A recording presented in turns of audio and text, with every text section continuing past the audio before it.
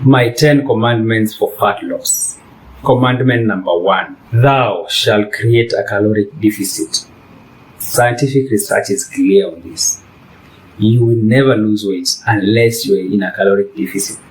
And one of the ways to make sure you are in a deficit is through cardio. But the best way to be in a caloric deficit is through diet, or both diet and cardio. Commandment number 2. Thou shalt have enough protein. Protein is the most important macronutrient for muscle growth. It contains the amino acids needed to grow the muscle and to repair the muscle. So make sure you get enough protein. Make sure you have 1.8 to 2.9 grams of protein per kg every day. Law number 3. Thou shalt lift heavy weights at the gym. A caloric deficit helps you lose weight.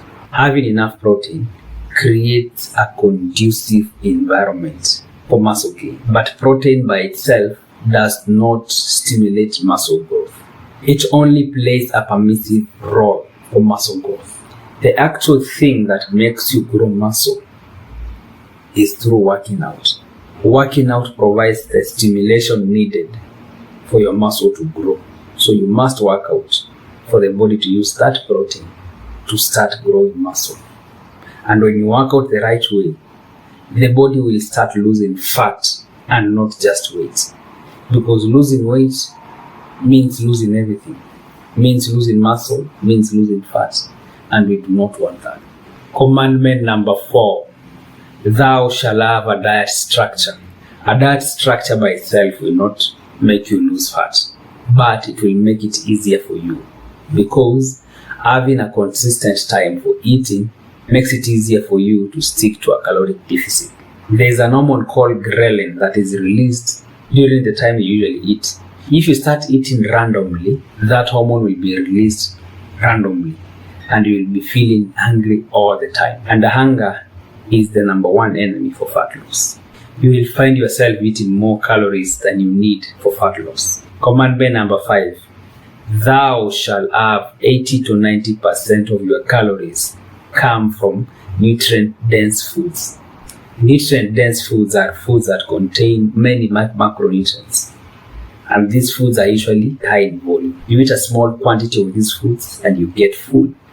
And this is good for you because number 1, they provide the macronutrients you need to stay healthy. Number 2, they keep you full. So your cutting journey becomes easier because you do not feel hunger all the time. Commandment number 6, thou shalt do refeeds. If you stay in a caloric deficit for a long time, your glycogen stores in the muscles will be depleted. Therefore, your workouts become harder because your muscles lack the immediate fuel they need to keep pushing. Another reason to do refeeds is a small body moves less weight compared to a bigger body. So the more you keep on cutting and losing fat, you become smaller. And the leverage you had, which could help you lift heavier, starts disappearing. So refeeds help in making sure the fuel needed to move these weights is there. Commandment number 7. Thou shalt also include high caloric foods into your diet. Most fitness coaches tell you not to eat sweets, chocolates, cakes, or sweet things. And that is wrong. They say these foods make you fat. These foods are unhealthy for you. And that is not true. There is no such thing as bad foods. If they are bad foods, then they are very few. And they are not the ones you're being told not to eat. What makes this food bad is if they dominate your diet. If your diet is dominated by high caloric foods, they will not actually hurt you. What will happen is they do not have the macronutrients needed for you to stay healthy. So you will start developing deficiencies, and that is what gets you sick, not the foods themselves. To avoid this from happening, 80 to 90% of your food should come from nutrient-dense foods.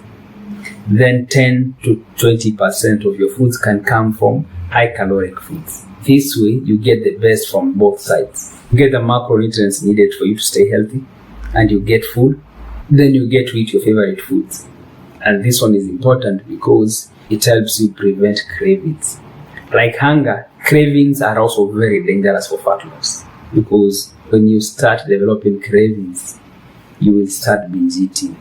Therefore, eating too many calories than you need to keep losing fat.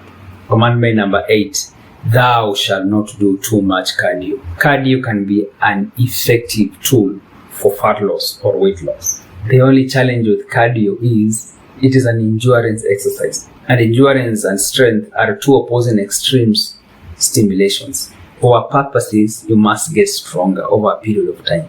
This helps you to grow more muscle. Endurance, on the other hand, helps your muscles to be able to handle more stress. The issue is we have limited resources, and trying to progress with your endurance will interfere with your strength, and therefore you will not get as strong as you could without the cardio. For you to gain muscle, you must progress with the strength. But if you're going to do cardio as a form of creating an energy balance, do not progress with that cardio. A maximum we should do it maybe 3 to 4 hours per week. Doing more than that, it's going to take away from your strength. Commandment number 9, thou shalt not lift baby weights. I walk into the gym and I see guys lifting very light weights for high reps and many sets. And I ask them, what are they doing? They tell me they are trying to burn fat. And this is very dumb. Working out is the least effective way to lose fat. Let us keep working out for growing muscle. And for fat loss or weight loss, let us focus on creating a caloric deficit. And the best way to do this is through diet, or through diet and cardio.